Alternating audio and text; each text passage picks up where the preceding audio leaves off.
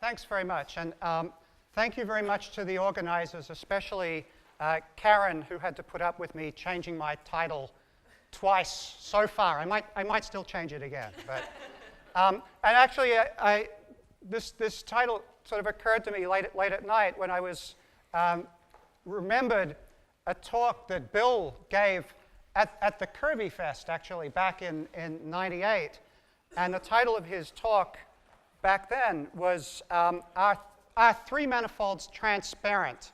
Diamonds, Glass, and Surgery.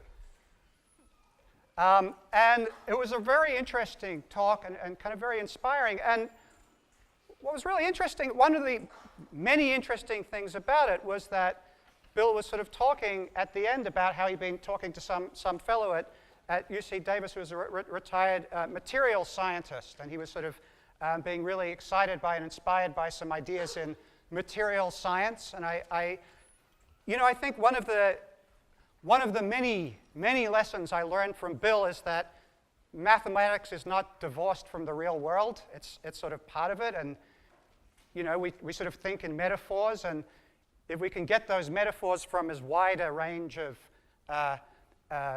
areas of life as possible, literature or science or aesthetics or our own sort of personal interactions with people, those are very powerful metaphors that we can then turn into mathematics and vice versa.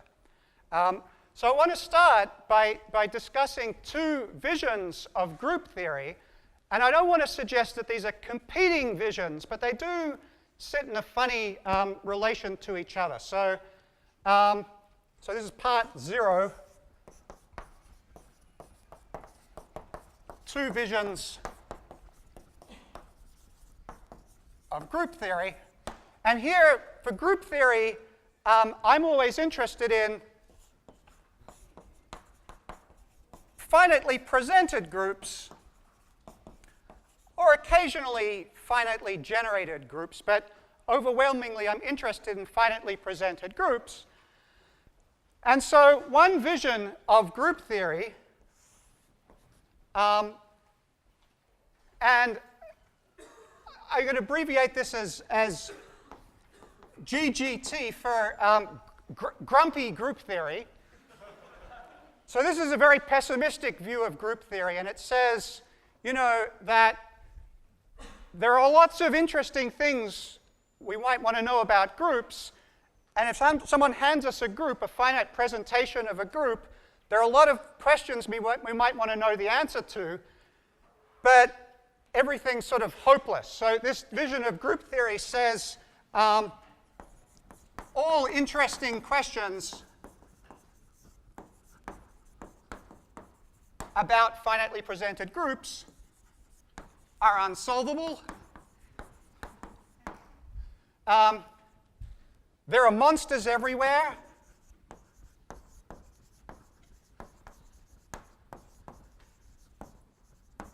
Tarski monsters, groups with two conjugacy classes, all kinds of terrible phenomena make understanding hopeless. And you might as well give up. That's sort of more or less what this sort of vision.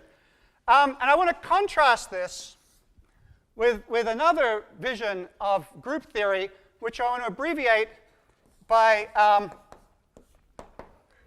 GGT for generic group theory. And here,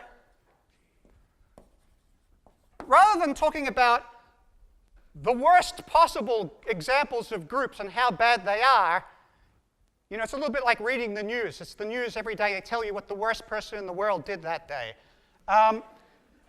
Instead, this is the silent majority here. Most groups. What are most groups like? Well, most groups are great. Most groups are very well behaved. In fact, they're hyperbolic, which is the best thing a group can be. They have lots of interesting subgroups, which are easy to understand.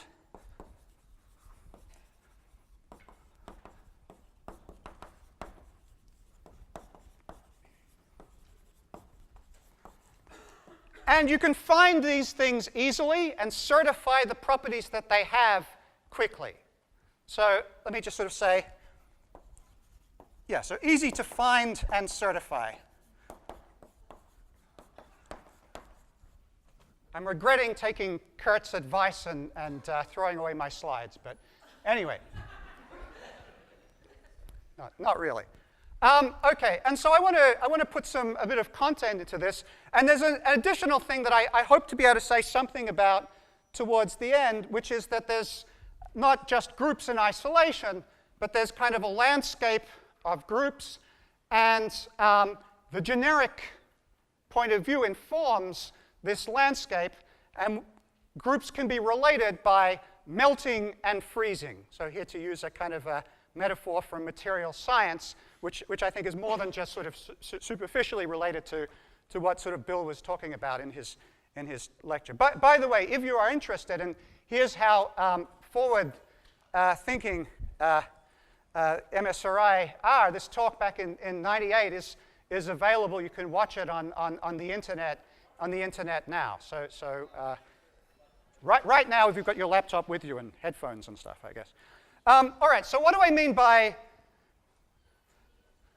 and by the way, the idea of using the same abbreviation for both of these themes is that I think both of these things are worth taking very seriously, and they do, in fact, both describe aspects of GGT, geometric group theory, and the fact that there are these competing aspects of the same object is part of the richness and interest of the subject.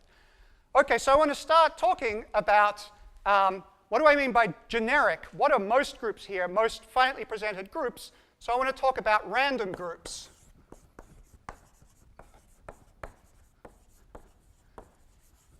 And really, it's random presentations of finitely presented groups.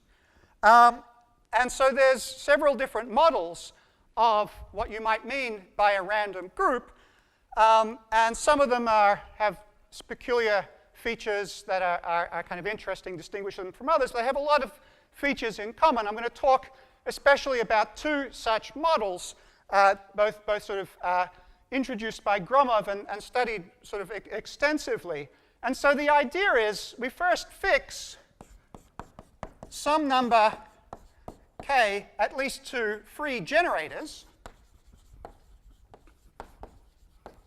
So here's our group, a random group over here, has some number of generators. And then we're going to add some relators so that we impose some relations. I'm going to call L relators, relations, Ri. And so far, so good. And the way in which we impose these relations are going to be, let's say, of length n. Well, I haven't told you what n is yet, and I haven't told you what L is yet. So there's two different models. And so there's the few relators model.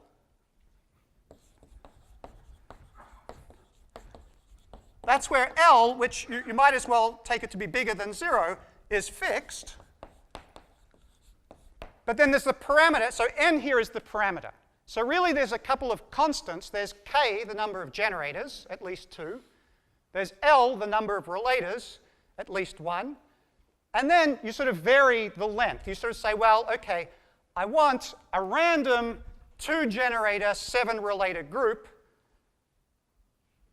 And I want to know what properties such groups have. And, well, you say, but how long are the relators? Well, you say, I want them to be sufficiently long, when the length is big.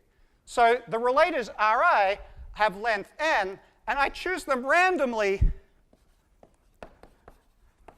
They're chosen randomly and independently from amongst all reduced words of length n in this fixed free generating group. So words of length n in the generators and their inverses, which are reduced, you never have a generator next to its inverse. And you choose each one. Well, there's a finite set of such things. So there's a natural probability measure, just the uniform measure on that set. You pick one out of the box.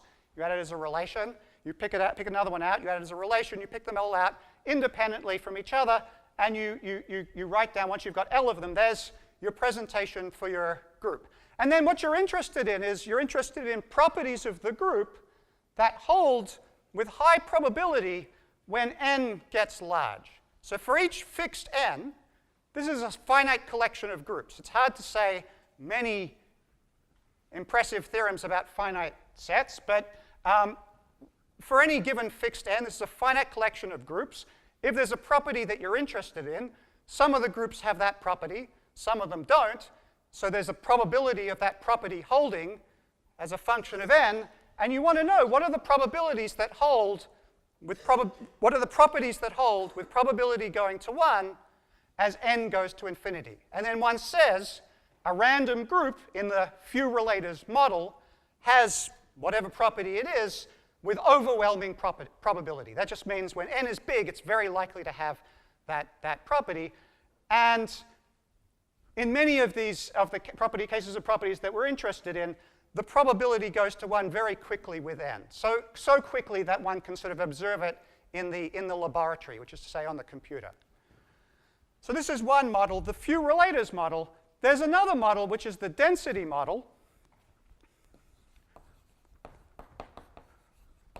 So how many reduced words are there of length n in a free group of rank k? How many elements of word length n are there in a free group of rank k? Well, the first letter of your word could be any of the generators or its inverses. There's 2k of those.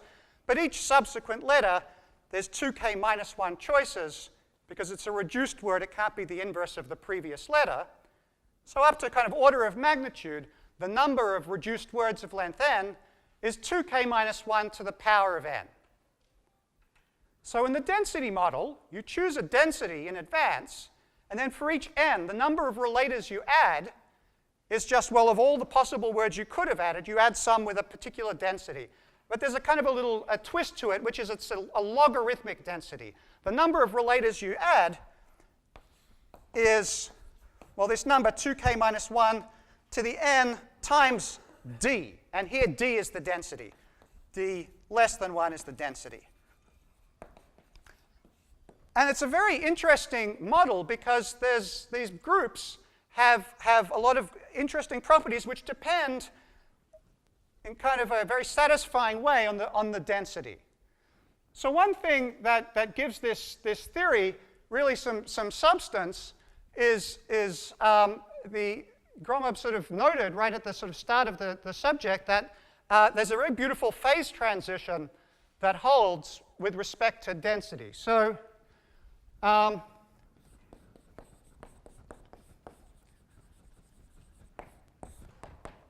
so he showed that at density at least a half, the group is either trivial or z mod 2z with overwhelming probability, meaning as n gets big, you're pretty likely to have just written down the trivial group or the group z mod 2z. Whereas at d less than a half, the group G is infinite, an infinite group. It's torsion-free. It's two-dimensional. What do I mean by that? I'll say more precisely in a second. And even more than that, I can sort of, it's hyperbolic and one-ended. So it's not like a free group. It's some kind of interesting group. It's an infinite group, but it has a lot of sort of nice properties of it. And so, you're supposed to give a proof in every talk, and so it's the reason why there's this sort of phase transition at a half. The reason why half is important is kind of for a very elementary but important reason, which is it's a kind of a pigeonhole principle. But it's not the usual pigeonhole principle. The usual pigeonhole principle says if I have 1,000 pigeonholes and 1,001 pigeons, then one of the pigeons has to move to another hotel. There's going to be at least 2 pigeons in one pigeonhole. Okay? So the random pigeonhole principle says if I have 1,000,000 pigeonholes and 1,000 pigeons, or 1,001 maybe, plus or minus change, and I put them in pigeonholes randomly, then the odds are 2 pigeons will have gone into, there's going to be some pigeonhole with 2 pigeons in it. And the reason for this is kind of really nice because, well, there's 1,000 pigeons, but there's 1,000,000 pair of pigeons. And what you're asking is the probability that there's a pair of pigeons in the same hole, and there's 1,000,000 holes and 1,000,000 pairs of pigeons, so one hole gets a pair, roughly. That's how probability works. I think. All right, anyway, so what? Well, if I have a random word of length n in the generators, and there's that many possible words, 2k minus 1 to the n, but I take the square root of that number words, the chances are the same word came up twice. The odds are R1 is, well, not R1, but R17 billion happens to be R23 googolplex or something, right? And so you're going to have a coincidence. Well, again, so what? You could add the same relator twice in a group. It wouldn't matter. But if you're likely to have a coincidence, you're likely to have an almost coincidence. The chances are there's going to be 2 relators which differ in exactly one letter, say the first letter. And if they differ in exactly one letter, well then in this group, one relator is equal to the identity, the other relator is equal to the identity, so 1 times the inverse of the other is equal to the identity. So if they differ in only one letter, one of your generators is equal to another one of your generators. And this happens maybe 2k times, and every generator is equal to every other generator and also equal to its inverse. So your group factors through z mod 2z. Okay, so that's sort of the proof that above density 1/2, g is 1 or z mod 2z with overwhelming probability as n goes to infinity. It's a very satisfying observation. The fact that it's not true below 1/2, that this really is the cutoff, this is a really beautiful observation, and makes these groups have a kind of beautiful kind of quality to them. Okay, so other sort of properties of these groups, one can say more about them. So Domani, Girardel, and Sierpinski, there's the R, showed something more about these groups. So these groups are hyperbolic and 2-dimensional. If you have a hyperbolic group, its boundary is a nice compact topological space. And if it's a 2-dimensional group, its boundary is a nice compact 1-dimensional topological space. And it turns out to be as big as it can possibly be subject to those constraints. They show that the boundary of G is the Menger sponge. So this is a really nice space. It's the biggest compact 1-dimensional Hausdorff topological space, meaning that all other compact Hausdorff 1-dimensional topological spaces embed in it. And it's kind of really nice. It's just basically a cube, but then you sort of drill out some subcubes from it, and then you drill out smaller subcubes from the subcubes you haven't drilled out, and smaller, and kind of eventually you've just drilled kind of everything, or sort of all the interior out of it, and you're left with this sort of 1-dimensional wispy kind of thing that's left over. So I like maybe call this the poor man's Swiss cheese, because the measure is 0. Okay, so that's what the boundary of these groups look like. What do I mean by 2-dimensional? I need to say something a little bit more sort of topological about that. So I don't have an algebraic brain. I don't do groups and algebra really. I think much more in terms of spaces. I think a lot of us here do the same. And for me, a group is always the fundamental group of something. And so, well, if there wasn't a thing around, well, you make one. And so you can build a 2 complex. So let me stress here, what we've got is a probability distribution not just on groups, but actually on presentations of groups. And if you have a presentation of a group, then you can build a nice two-dimensional complex whose fundamental group is your group. So there's a complex K, 2 complex K, with one 0 cell, with a bunch of 1 cells,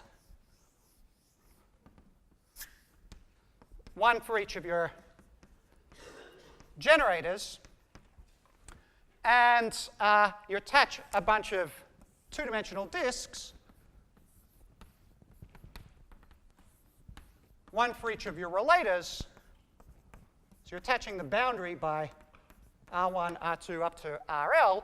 That gives you a two-dimensional complex. And so pi 1 of k is G. And then what do I mean by sort of two-dimensional here? I mean that this space K is a KG1, meaning its fundamental group is G, but all its higher homotopy groups vanish. And this is equivalent, because it's two-dimensional, it's equivalent to saying that its two-dimensional homotopy group vanishes. And another way of saying that is that there's no interesting map from a two-sphere to this space. Well, what's a map from a two-sphere to this space? Well, it's a two-dimensional complex. You map a sphere into this space. Here's a two-sphere. If you mapped it into a space, then, well, you'd pull back the one skeleton, and you'd get a nice graph on your two-sphere. And each of your 2 cells here would pull back to a 2 cell, something like that. And then I need another color.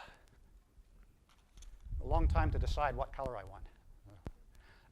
OK, and then you sort of think of this, a two-sphere. What's a two-sphere? It's the northern hemisphere union the southern hemisphere. So if I sort of look at the equator here, it goes around the back, and if I read off that, what is that? That's an orange curve. It's going to map into this one skeleton. It's a cyclic word in the group, and I've written it as a product of green words, conjugates of green words. That's what the southern hemisphere is. The southern hemisphere witnesses the fact that this word is trivial in the group, and the northern hemisphere also witnesses the fact that this word is trivial in the group. And the statement that this map of a sphere into this complex is homotopically uninteresting means that this coincidence is uninteresting. It means that you can write a word, if a word is trivial in the group, it's trivial for essentially only one reason. That's a way of interpreting this. And if a word's not trivial, well, you can kind of shorten it in a kind of canonical way and find a nice representative of it.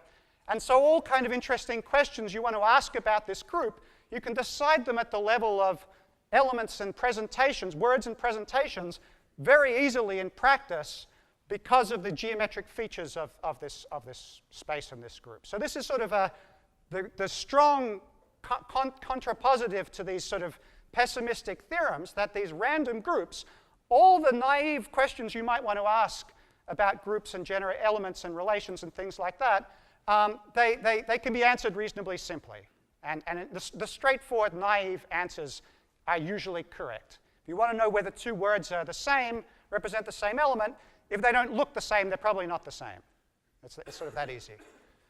OK, so that's random groups themselves, and that's sort of the end of the story. I mean, they have some interesting properties. It's sort of there's some extremely interesting phenomena that occur in some densities and not in others. An amazing theorem due to Wise, and then generalized by Wise Olivier, says that at density less than a sixth, I think I have this right, these groups G are actually virtually special. Well, OK, so virtual special is the yes, it does. I was just about to, yes, plus a goal. But they show that it's NPC cubulated and hyperbolic. And that's sort of, it's kind of amazing that this sort of random group that you just wrote down generators and relations completely at random in just a higgledy-piggledy way, and maybe astronomically large numbers of relations, these groups virtually embed in right-angled Artin groups. And I think this is kind of just sort of an astonishing fact. really there is some restriction on the density, because at density bigger than a third, actually these groups have property T, and this is sort of in one model first proved by Zook, and then a sort of slightly different model by Katowski.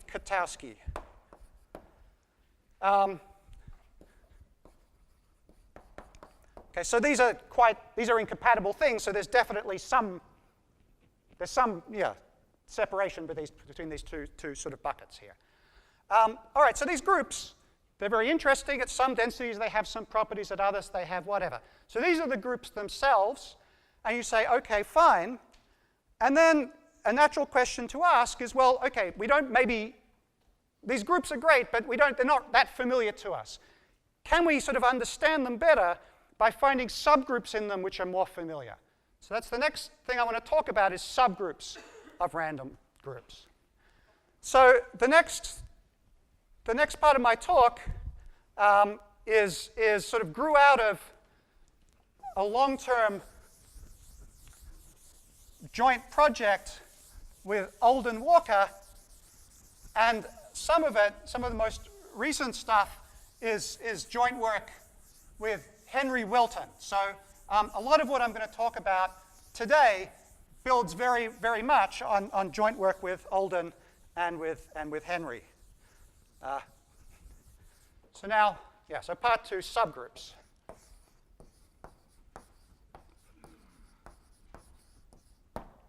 Okay, so there's a basic question, in fact, which is, how do we construct subgroups of groups at all? Well, one kind of way to do it is to build a map from a group into your target, and then try to find conditions under which that map is an embedding. So the idea is we want to build these groups. We're going to build some subgroups in such a way that we're going to construct spaces whose fundamental groups are things we understand, and we're going to do it in such a way that these spaces come with maps to our complex K. And so the fundamental groups of these spaces, these groups we understand, come with homomorphisms to our random group G. And if we're careful in our construction, then these subgroups, these maps will be injective, and then we'll have exhibited our subgroups as subgroups of G. But if I'm really working in here the world of generic group theory, and I really want only to prove things that are easy, I want to be very careful not to prove hard theorems, because hard theorems are sometimes hard to use. I don't really want to show that there is some subgroup in there if it's really hard to find the subgroup, and it's hard to certify it, and it's hard to use it. I want to find the subgroups that are easy to find. So the question is, what are the subgroups that are easy to find? Well, the technique I want to use is geometry. I want to find subgroups whose intrinsic geometry reflects the way in which they're embedded in the ambient group. And this is a technical word for these. I'm looking for quasiconvex subgroups. So quasiconvex just means the intrinsic geometry of the subgroup, sort of thought of as a group itself, reflects well the extrinsic geometry of the way it's embedded in the big group. So if you have a hyperbolic group and you have a quasi-convex subgroup of it, then the subgroup of it is also a hyperbolic group. And the boundary of the subgroup embeds in the boundary of the ambient group. Well, how much space is there? There's exactly enough space for any hyperbolic group whose boundary is one-dimensional. That's exactly the topological amount of space that we're allowed in there. So there's a few examples of groups we know whose boundaries are one-dimensional. We can ask whether we can find them as subgroups. Okay. So what's the sort of simplest example of a space that might arise as the boundary of a hyperbolic group? Well, one example is a Cantor set. So a Cantor set could arise as the boundary of a group. That could be the boundary of one of our subgroups. So we're going to look for a subgroup H, quasi-convex subgroup of G, and so the boundary of H is going to embed in the boundary of G, so it better be at most one-dimensional. So the Cantor set is a perfectly nice space. It's zero-dimensional. It certainly will embed in a Menger sponge. And you can say, well, what groups have boundaries which are Cantor sets? And the answer is basically virtually free groups. So these are H is virtually free. And you ask, well, does a virtually free group embed in our random group? And the answer is yes. And actually, much more than that is known. Every hyperbolic group, every non-elementary hyperbolic group, actually has lots and lots and lots of free subgroups. There's a very robust construction of them. So one of the most powerful techniques we know for constructing subgroups of groups in general. So these exist in all hyperbolic groups by, it's called the ping-pong lemma, or sometimes Klein's ping-pong lemma. So there's a general technique to construct free subgroups of arbitrary hyperbolic groups. Okay, so this is the Cantor set case. So the boundary is completely disconnected, just a bunch of sort of dust. So if you have a hyperbolic group whose boundary is disconnected, then actually a beautiful theorem of Stallings says that your group virtually splits over a free group. So morally speaking, it's a free product of simpler pieces.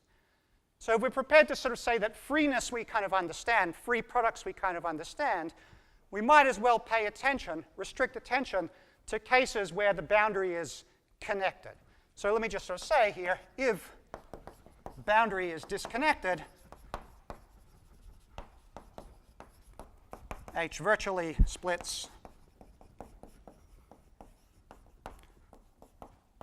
over trivial group, and this is by Stallings.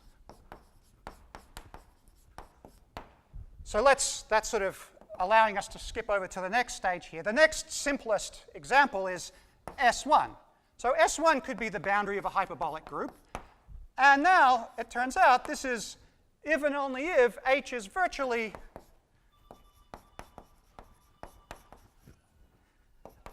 pi1 of a closed surface.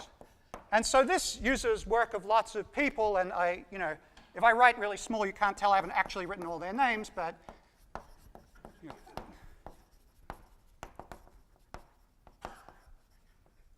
well, anyway, lots of people are involved, and the proof of this is it's an awesome, awesome fact. We really know you've got a hyperbolic group, the boundary is S1, you're virtually a closed surface subgroup. This is a terrific theorem. And so you say, well, can we embed a closed surface subgroup? What groups can we embed it in? And so there's a really amazing breakthrough a few years ago was made by Kahn and Markovich, sort of built on some earlier breakthrough work of Lewis Bowen. And they showed that actually we can find in hyperbolic three-manifold groups.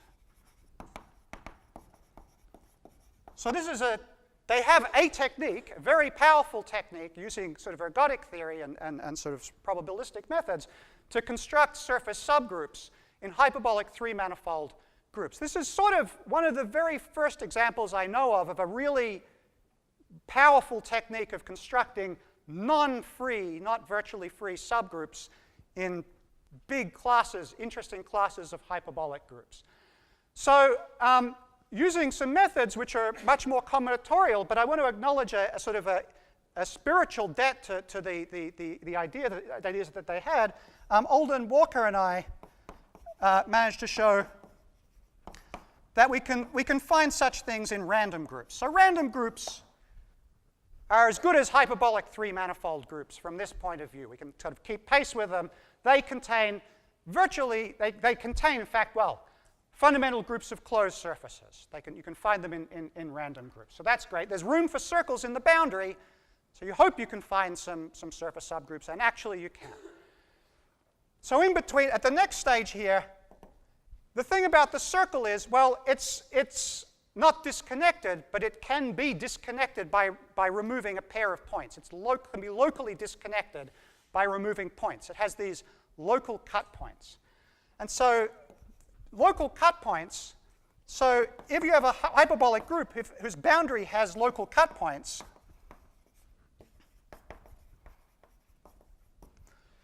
then Bowditch shows it actually virtually splits over Z. This is Stallings, Bowditch. Okay? So again, if we're prepared to take our group and we understand maybe splittings over Z, these are the cylinders. Z is pi1 of a cylinder. So groups which split over Z are cylindrical. Those that don't are acylindrical. It took me a depressingly long time to realize that was the origin of that word. These ones can be inductively you can decompose them into these simpler groups, cut them along, cylinders and cut them along finite groups or whatever. So we might as well restrict attention to groups whose boundary has no local cut points. And so the next simplest guy after the circle is this Sierpinski carpet.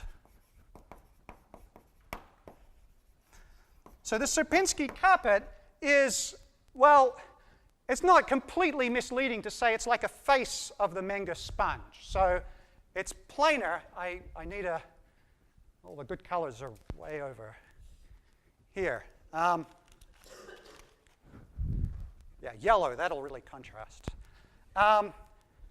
Sierpinski carpet, well, let me draw it over here. So I'm going to draw it like this. I'm going to drill out circles to kind of really make the Swiss cheese metaphor even more, whatever, but it's these are tiny, tiny little circles here. It's a planar thing.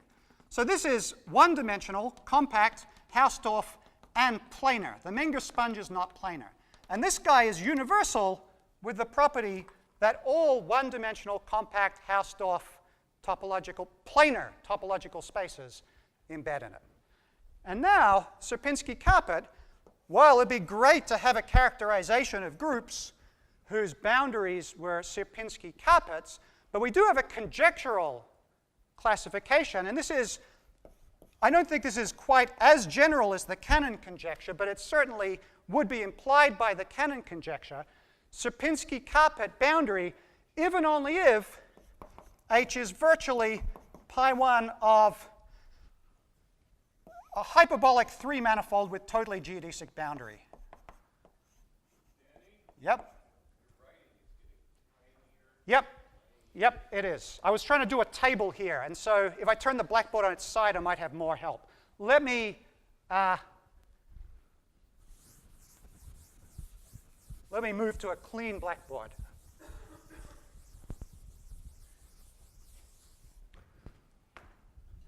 Okay, so dot, dot, dot, dot, dot, dot, dot, dot, dot, dot, dot, dot, dot. Cannon's conjecture says your boundary is a Sierpinski gasket if and only if you are virtually pi1, so virtually pi1 of a hyperbolic 3-manifold with totally geodesic boundary. Non-empty totally geodesic boundary. And so the idea is that your totally geodesic faces in the universal cover, these are totally geodesic planes which limit to round circles on the sphere at infinity, and you cut out the disks that these round circles contain. We cut out one disk from the sphere and you're left with a disk, and then you cut out all the other ones. So what you're left with is this very thin slice of Swiss cheese, the Sierpinski carpet. Okay, so that's why that's the limit set of these guys, but conversely is the conjecture. And now I don't know of a general construction that sort of such guys as subgroups, and I think it might have been fair to wonder whether such groups could really be found constructed very easily in ambient groups. So Francois Domani actually explicitly asked whether random groups could contain such subgroups just on the basis that at least there's no obstruction at the level of their boundary. The boundaries embed. That's good, so they got a chance. And actually, in fact, this turns out to be true. So this is sort of this joint work with Henry Wilton. So we show, in fact, that a random group does, in fact, contain, with overwhelming probability, and the probability goes to 1 pretty fast with n, in fact, many subgroups which are pi1 of hyperbolic 3 manifolds with totally geodesic boundary. Okay, so that's a little bit surprising maybe. Well, then you say, all right, that's got to be kind of it, because beyond the Sierpinski carpet, what else is there?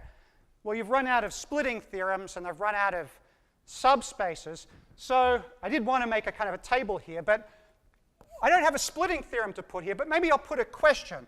So here we were talking about being kind of disconnected by nothing, and then we were being disconnected by a point. And so it's sort of interesting to ask, what can you say about a hyperbolic group whose boundary can be locally disconnected by an arc? And so here's a question. If the boundary of H can be locally disconnected by an arc,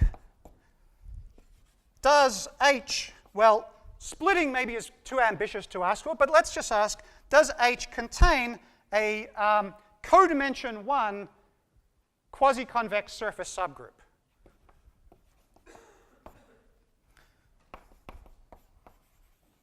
So here I mean codimension 1 in the sense of Danny's talk.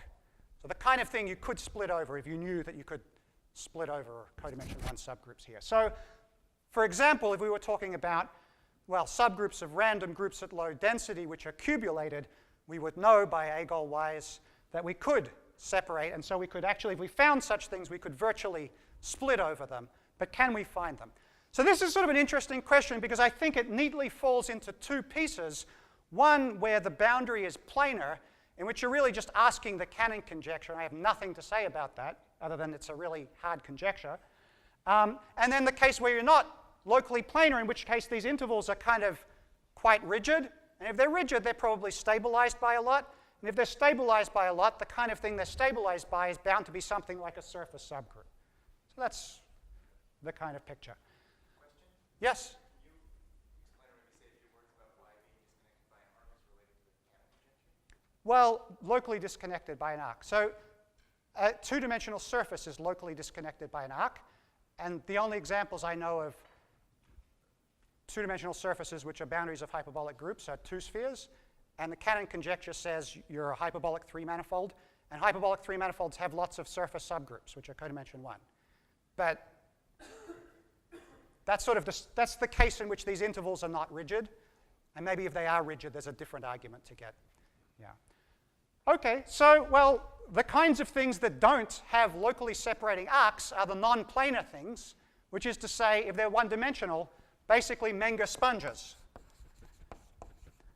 And now I think it's kind of hopeless to give a complete characterization of hyperbolic groups whose boundaries are Menger sponges, but I do want to give you an interesting some interesting examples of hyperbolic groups. So one direction, lots of interesting examples of hyperbolic groups whose boundaries are Menger sponges and which we can actually show do embed in random groups. So these are going to be the diamonds. So, all right.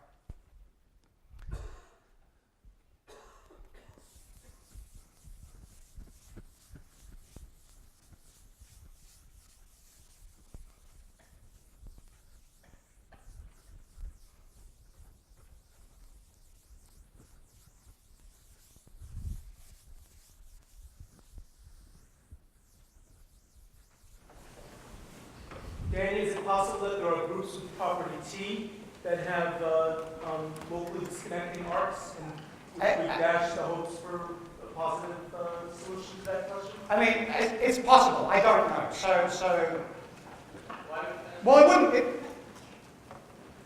Yeah, it's possible. I don't know. I don't know examples. I don't know non-examples. That would be a great place to look. Of course. Yeah. When you said disconnected by an arc, does that include disconnected by a loop? Yes. Locally disconnected by an arc, so certainly being disconnected by a loop. Yes, even stronger. Okay, so my diamonds are. So I never heard of Artin groups until like 2 years ago, and now all of a sudden, everyone's doing them everywhere. But I had heard of Coxeter groups, and it turns out, luckily, that Coxeter groups are related to Artin groups. And so the diamonds I want to talk about, there's actually some examples of them I knew. These are certain kinds of beautiful Coxeter groups which act, they're groups of reflection, convex cocompact reflection groups in hyperbolic space of any dimension. So, all right, what are we up to? 3 diamonds. So here are these Coxeter groups. Okay, so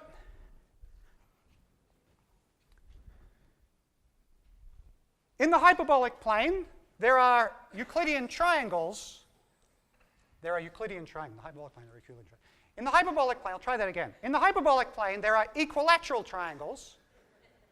Much better. Where the angles are any angle less than whatever the angle is in Euclidean space, I guess 120 degrees. So in particular, you can find nice regular triangles in the hyperbolic plane 60 degrees.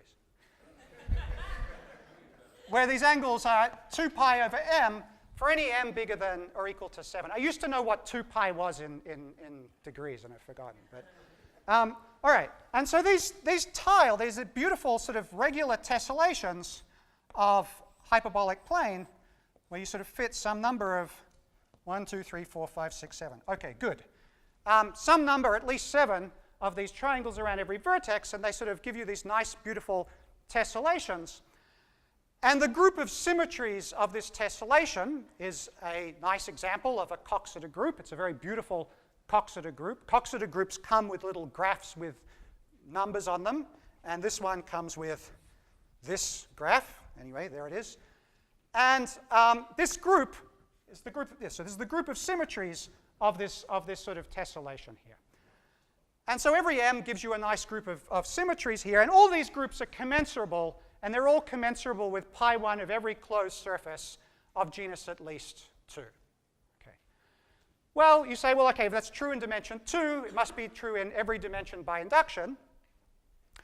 And you start trying to draw a ideal regular simplex in, sorry, you have to try to draw a regular equilateral simplex in hyperbolic 3 space, and you can sort of do it, and the edges get bigger and bigger, and the vertices sort of head off to infinity, and the angles, the dihedral angles, well, they're getting small, but they're not getting small enough. I want 2 pi over 99, and I haven't got there yet.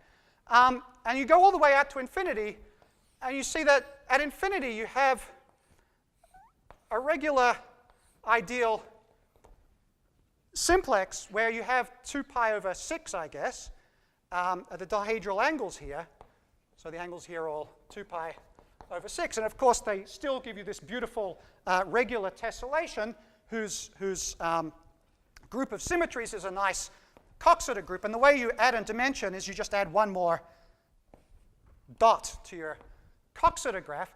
And so this is a great example. This group of symmetries is commensurable with the fundamental group of the complement of the figure 8 knot. As we all know, because of Thurston, I guess unless we're Riley. But anyway, this is one of the most beautiful sort of examples in geometry and topology kind of coming together. And it's this wonderful, wonderful tessellation. But you sort of say, well, if I want 2 pi over 7, I want 2 pi over 8, I just can't do it. The simplex has got as big as it can possibly be. So here's another important lesson I learned from Bill. The lesson is a picture is a thing too. A picture itself is a mathematical object. And even if you drew that picture believing you were bound by certain rules, the picture doesn't care, and you can break the rules and see what happens. And so what we can do is we can say, well, it's just a picture. I can draw a bigger simplex than that. Here it is. There you go. All right. Well, not all of this simplex is in hyperbolic 3 space. What's in hyperbolic 3 space is a simplex with the corners kind of cut off.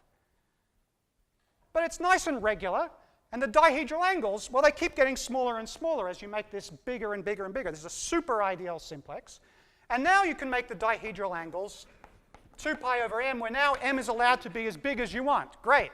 And you can look at the group that generates this, it gets this nice symmetric tiling, the group of symmetries of this tiling, and it's basically this Coxeter group M dot dot dot whatever, this one here. And this is some beautiful group. It's not cocompact, it's convex cocompact, and its limit set is one of these beautiful Sierpinski carpets.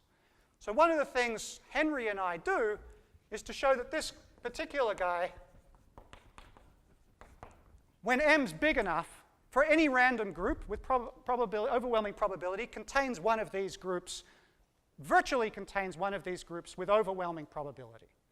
So this is sort of beautiful, because I think it's sort of, the nicer the subgroup is, the more you kind of, I don't know, you have the more you can sort of do with it or something. So maybe it's sort of, this is a stretched analogy, but I kind of think that there's some sense in which this sort of, we've learned the value of embedding hyperbolic group, or virtually embedding hyperbolic groups in Coxeter groups or in Artin groups. Maybe there's also a value in virtually embedding Coxeter groups in hyperbolic groups. And that's sort of, maybe there's a complementary picture there. And anyway, I hope there's some sort of content to it. So this is great. And then this picture really does continue in arbitrary dimension. And it continues, and the way it continues is you just sort of draw this and then just keep adding dots.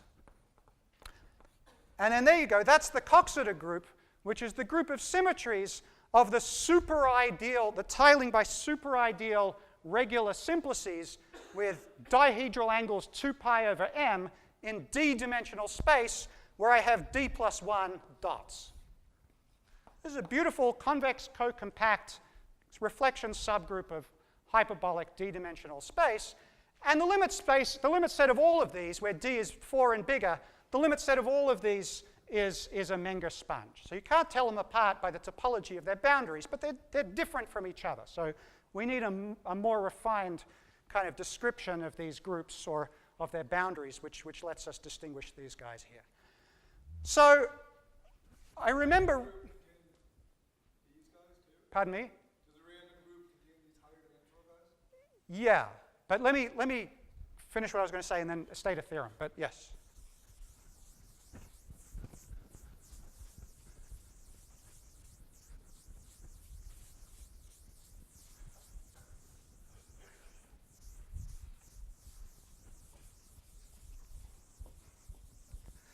So I remember reading, may have been written by Terry Wall, some appreciation of work of Thurston in which he said that one of the characteristic features of Thurston's work was the prominent role that simplices played in them. And I think this is you know, I definitely learned to think in simplices from Bill, and this was one kind of thing that was very important and continues to be important in my mathematical life. But again, we've learned that simplices are great, but cubes are also tremendously great. Cubes are interesting too. You can do a similar thing with cubes. I can take cubes with dihedral angles 2 pi over m. In the plane, they're called squares. I get nice tilings from these guys. There are Coxeter groups. The only difference is we put a 4. In three-dimensional space, there are some beautiful, beautiful examples. One of them, if you make cubes here where the dihedral angles are 2 pi over 5, this is commensurable with, as we all know, the fundamental group of the Borromean rings orbifold with 4 fillings on the things, which I probably can't draw this, but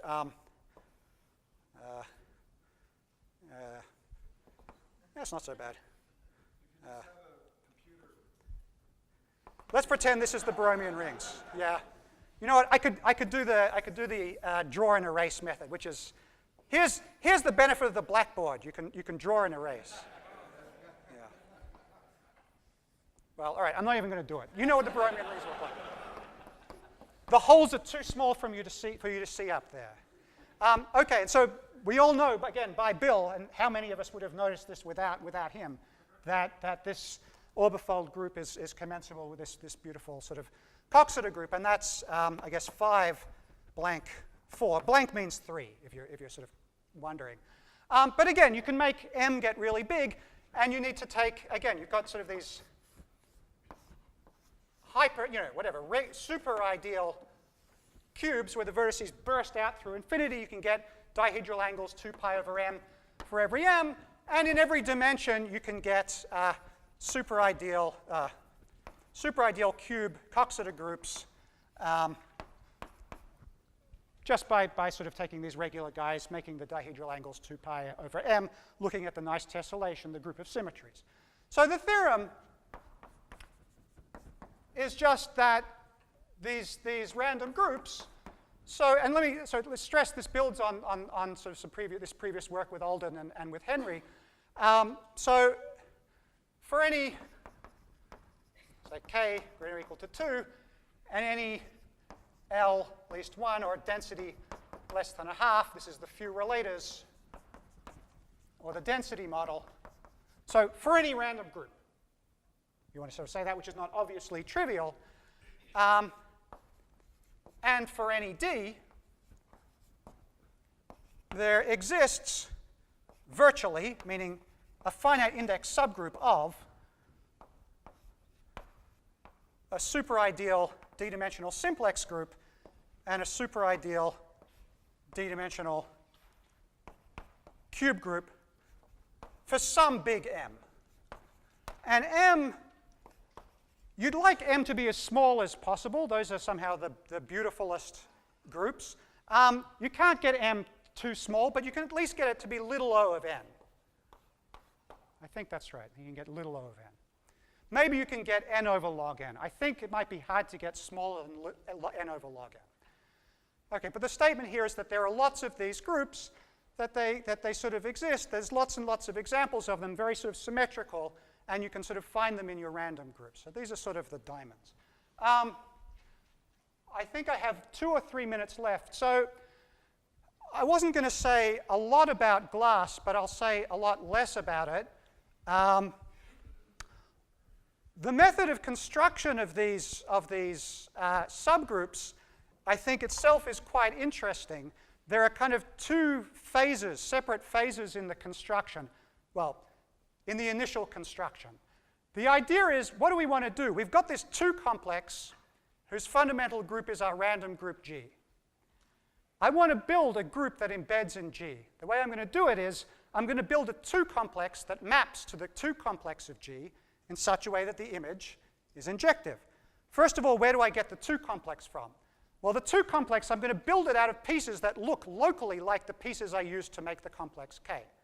I take a bunch of disks, and the disks I label, I think of them as Lego blocks or tiles or something. The boundaries of them I label by the words. Maybe I just pick one of the words, one random relator R. I write it as the boundary of my disk. I think of that as a tile.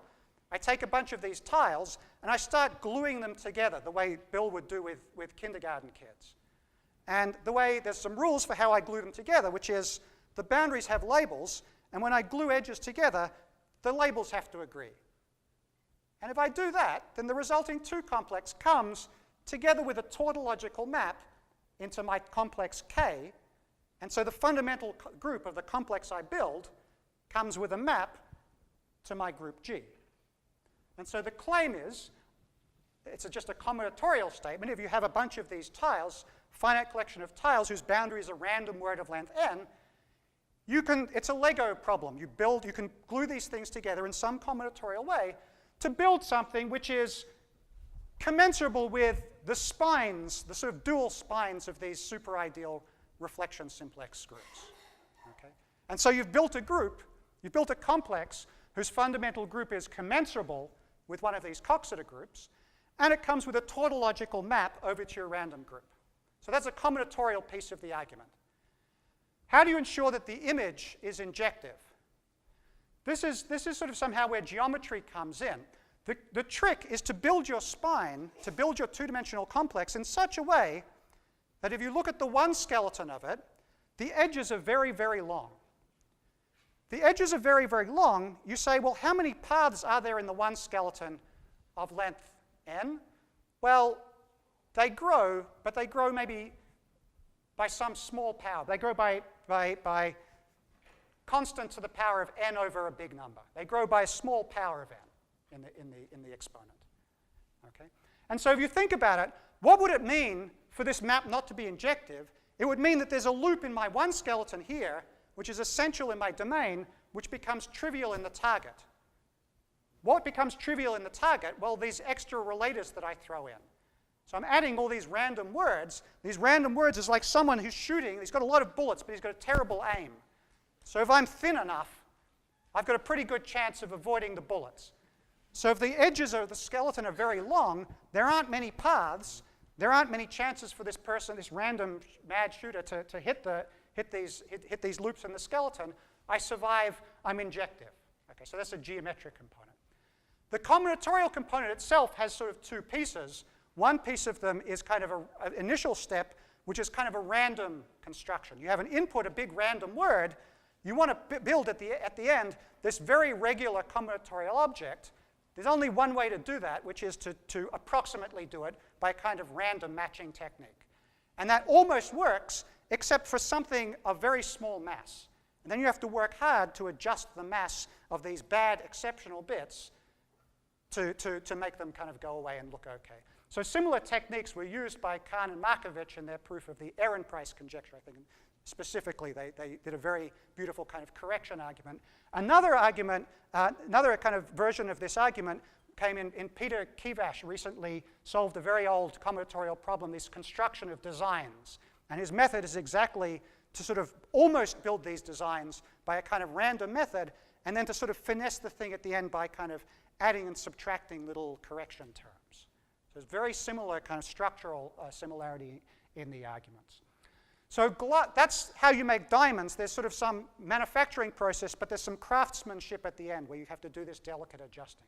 So these subgroups that I wanted to refer to as glass, there's a different technique at the end to sort of adjust these bad bits, which is a more probabilistic method, has something in common with material science, the idea of kind of annealing or tempering glass or steel, where you kind of gradually raise the temperature just slightly above a critical temperature and then cool it very slowly and raise it and cool it, and only the bad bits kind of get pulled apart and re kind of glued together. And this gives you some way of building lots of interesting subgroups, not quite Coxeter groups, but not diamonds, but glass, but in industrial quantity.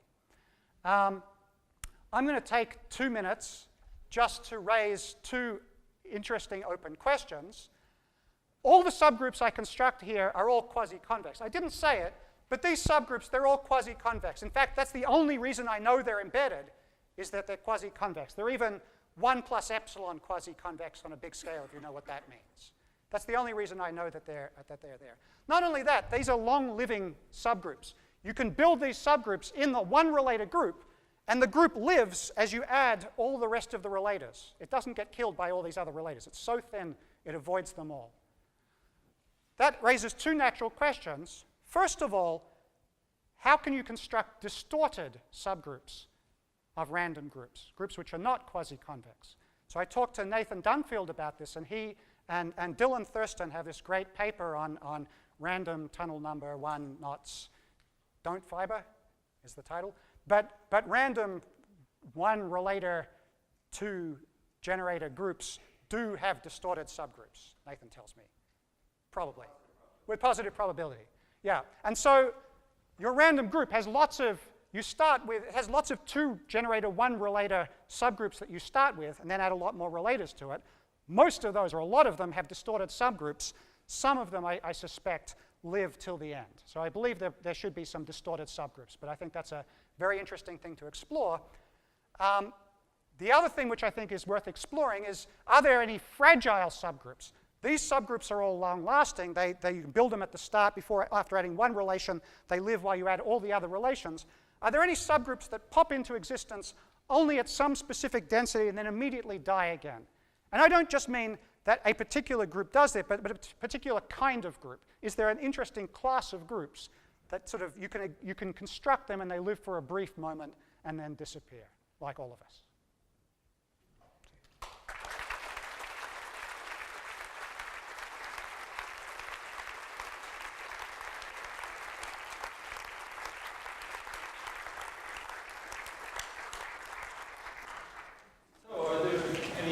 Questions for Mr. Calegari? There's one, Mr. Schleimer. So just going way back to the beginning, So everything's Loud. torsion-free, infinite, one-ended, hyperbolic. But hyperbolic has actually a constant. How does delta depend on d? The question is, how does the delta hyperbolicity of it depend on what's d? Oh, d is the density. It doesn't depend much on the density. It depends on the word length n, and it's of order n. And that's the theorem of Jan Olivier, who exactly calculates delta. So as d goes to a half, It depends in a constant way on d, but it depends linearly on n. And What if you start, instead of starting the free group and adding relators, you start with a known group, like you get a two-thirds group and have a bunch of long relators? yeah, okay, the question was, instead of starting with the free group as a seed and adding relators, what happens if you start with, say, a surface group, hyperbolic hygienist surface, let's say, and then do the same thing? The same arguments all work. Everything goes through with a kind of a caveat. So Jan Olivier discussed exactly this kind of thing. You can look at hyperbolic random groups with a kind of arbitrary hyperbolic seed. Everything goes through in a very similar way. These constructions all work, or should work. There's a sort of a caveat, which is that there's a certain kind of bad torsion which causes the phase transition earlier than you'd expect on purely entropy grounds. And so let's say for small density, everything should be fine, but exactly what happens when you get near that, if the group itself had bad initial torsion, you could be in trouble. Yeah. Harry. So in both models you use for the random groups, all the relators have the same length. Is it crucial by any sense? Okay, so the question is, in this particular model, all the relators have the same length. Is that crucial? So the answer is no. You can let the relator lengths vary. That's not a problem. You also don't even need them to be uniform, chosen with respect to the uniform probability. You could choose any Markov procedure for generating words, and then you have to be a little bit careful about density. It depends on the entropy of that Markov procedure. And even better than that, they don't actually have to be truly random. It's only a kind of pseudo-randomness is needed. So there's certain nice regular families of groups that you can produce that have lots of subgroups of this kind without having to invoke randomness. So when you first did the overfold two simplex in the plane, you get virtually free groups. And then when you do the overfold three simplex in H3, you get these Sierpinski gasket groups. You mentioned it briefly of what happens when you continue up in dimension. Are they all Menger curves? Yeah, they're all Menger sponges. So disappointingly, the topology of the boundary doesn't tell you where they came from. Starting in dimension 4. So you'd like, yeah, obviously just the topology is not quite enough to say. Okay, so what you're doing is putting sort of a very, very non-random collection of Menger curve groups inside random Menger curves. Yeah. Is there some sort of intermediate scale between the very random ones and the random ones? Well, because this is what I was trying to sort of allude to with this question thing about glass. You want a more robust industrial strength procedure for building non-free infinite index subgroups. And so that works within a kind of a limited domain, but it's experimentally it works. I think it might be very nice as an algorithm for actually constructing interesting groups, but the theoretical basis for it is not super. Well, let me see. We are already 15 minutes over time. That's not all. But okay, you were asking earlier. Go ahead. So if I give you a quasi-circle in the boundary of a random group, can you approximate it by your... Yeah, the question is, if there's a quasi-circle in the boundary of a group, can you approximate it by these groups? I think the answer is yes. Similarly, if you had yes.